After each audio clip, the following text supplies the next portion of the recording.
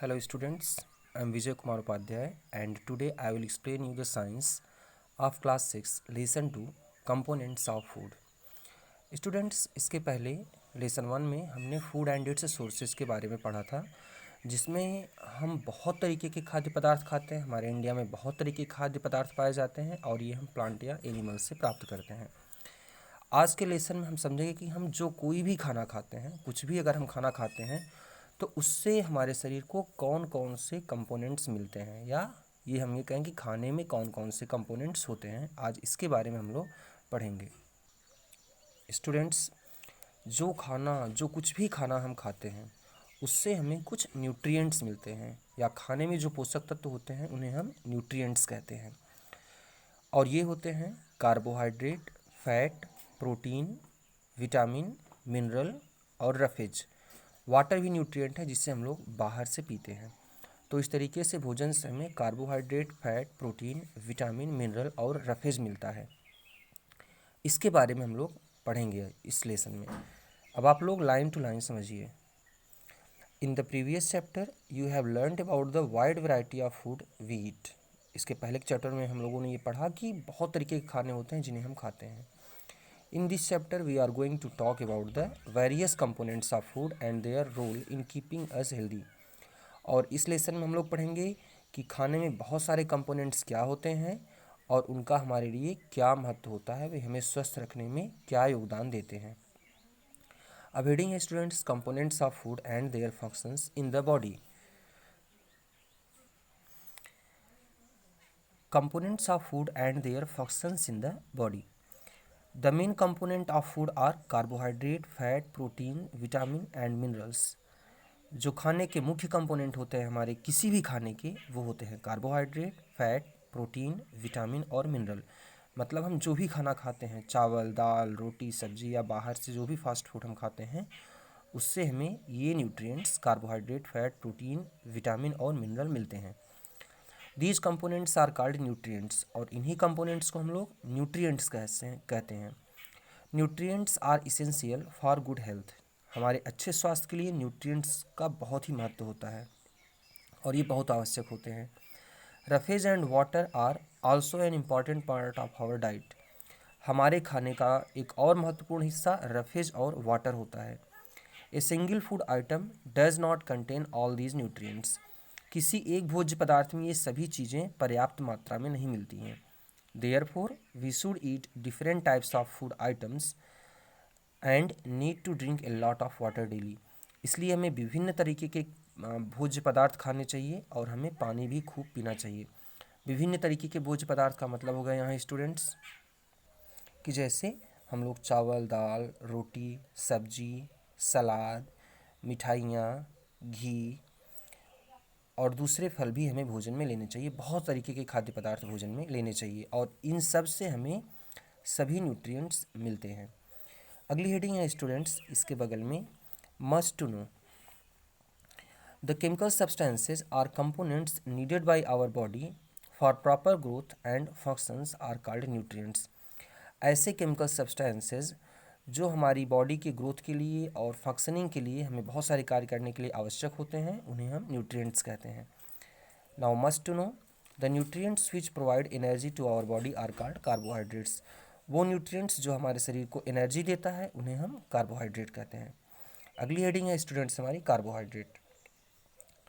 Carbohydrate are also called energy giving nutrients. Carbohydrate को हम लोग एनर्जी गिविंग न्यूट्रिएंट भी कहते हैं क्योंकि इस न्यूट्रिएंट से हमें एनर्जी मिलती है। Sugar and starch are different types of carbohydrates present in the food.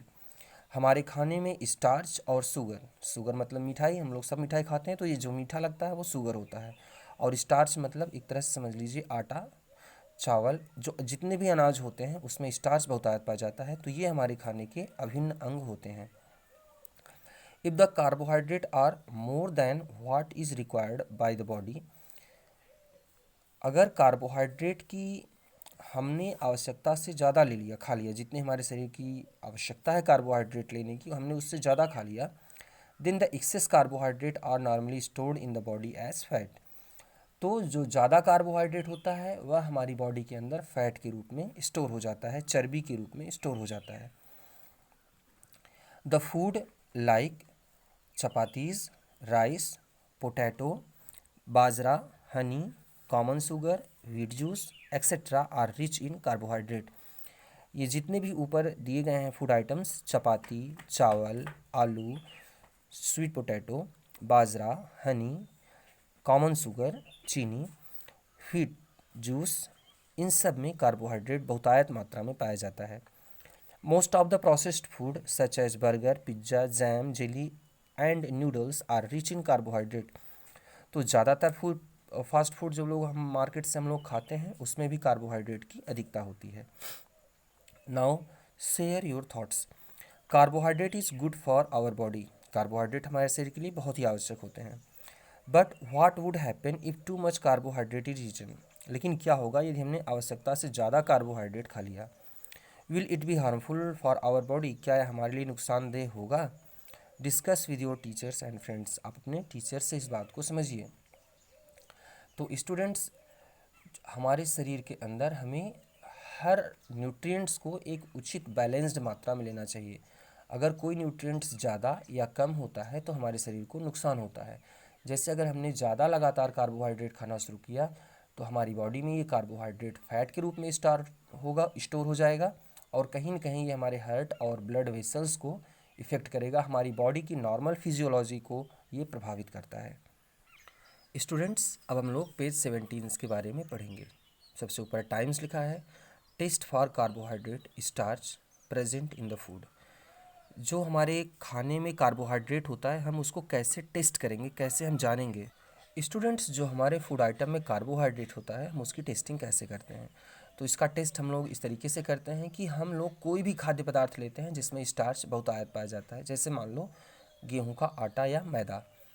अगर हम मैदे को थोड़ा सा पानी में घोलें और उसमें हम लोग आयोडीन डाल दें, मैदे को पानी में घोल करके उसमें हम आयोडीन डाल दें, तो पूरा का पूरा जो हमारा सॉल्यूशन है टेस्ट ट्यूब का वो ब्लू कलर का हो जाएगा. या केवल मैदा ही है, जिस भी बर्तन में है ये मैदा, वो पूरा का पूरा नीला या काला पड़ जाएगा, बहुत ज़्यादा डार्क ब्लू हो जाता है.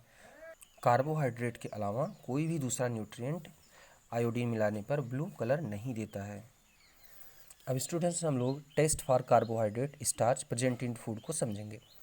Have you ever noticed that a piece of apple or potato, if kept in an open place for some time, starts turning black? क्या आपने कभी ये ध्यान दिया है कि जब हम लोग एप्पल या पोटैटो को कट करके थोड़ी देर के लिए छोड़ देते हैं तो उसकी कटी हुई सरफेस वह थोड़ी देर बाद ब्लैक क्यों होने लगती है. This is due to the presence of carbohydrate in the form of starch. ये सरफेस काली इसलिए पड़ जाती है क्योंकि इसके अंदर जो कार्बोहाइड्रेट होता है वह स्टार्च के रूप में प्रेजेंट होता है. You can also perform the following activity to test the presence of starch in any food item. और नीचे दी गई एक्टिविटी के करके हम लोग किसी भी फूड आइटम में अगर स्टार्च है तो उसको जान सकते हैं. स्टूडेंट्स, सिर्फ स्टार्च ही ऐसा कार्बोहाइड्रेट है जो यह टेस्ट देता है, दूसरे कार्बोहाइड्रेट भी यह टेस्ट नहीं देते हैं. Take a potato. हम एक आलू लेते हैं. Cut into 2 pieces. इसे हम आधा आधा काट देते हैं. On 1 piece put some drops of iodine solution. एक टुकड़े पर हम लोग कुछ आयोडीन की बूंदें गिराते हैं. Observe carefully. ध्यान से हम लोग इसे देखते हैं कि अब क्या होगा. Does the colour of potato piece changes. क्या आलू के टुकड़े का रंग बदल जाता है. If it turns blue black then the presence of starch is confirmed. और अगर आलू के यह टुकड़ा जो होता है इसकी ऊपरी सरफेस ब्लू ब्लैक कलर में बदल जाती है तो इसमें स्टार्च का पाया जाना कन्फर्म हो जाता है कि हमारे पोटैटो में स्टार्च जो एक कार्बोहाइड्रेट है प्रेजेंट होता है. स्टूडेंट, सिर्फ स्टार्च ही यह टेस्ट देता है, दूसरे कार्बोहाइड्रेट यह टेस्ट नहीं देते हैं. Perform this activity with various food items and see which of them contains starch. इस तरीके से हम लोग विभिन्न भोज्य पदार्थों में आयोडीन टेस्ट कर सकते हैं और ये जान सकते हैं कि किस में स्टार्च होता है और किस में स्टार्च नहीं होता है. स्टूडेंट्स, अगली हेडिंग हम लोग कल समझेंगे. Thank you.